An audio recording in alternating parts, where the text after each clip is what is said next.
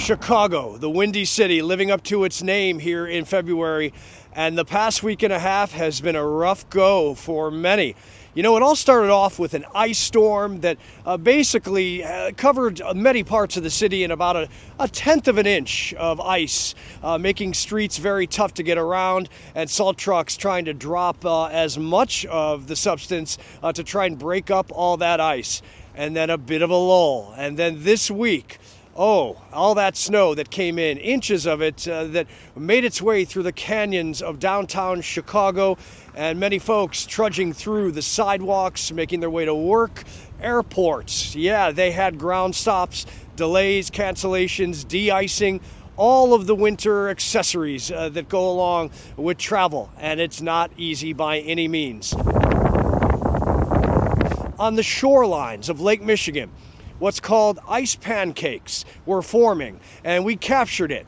And you could see some of those ice pancakes breaking apart. City of Chicago out with many winter vehicles dropping salt.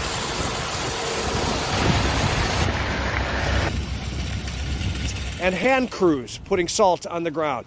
Folks shoveling the sidewalks and trying to make the best out of a very cold, windy, and snowy scenario. Now, we stand here this weekend in Chicago with more rounds of snow coming in. And even though temperatures are on the rise, at least just for the next day or so, on Sunday we're going to dip yet again down into those single digits. We'll struggle to see the teens for highs, and sub-zero temperatures will ensue throughout the entirety of next week. With the winds, we know what that means. Well, if you have 20, 25 mile an hour wind gusts, you're looking at wind chills 20 to 30 below.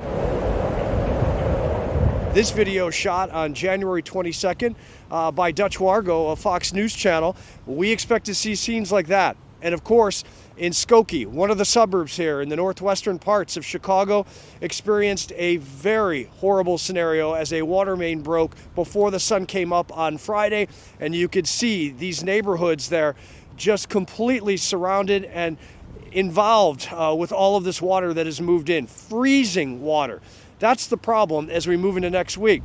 Those neighborhoods likely will have water standing there, and all of that will ice over, creating an unprecedented, dangerous scenario in that area as they really try to cope with the situation. We hope that folks are able to get out of there safely, and that officials find a way to make that scenario at least livable in the next few days before this sub-zero comes in.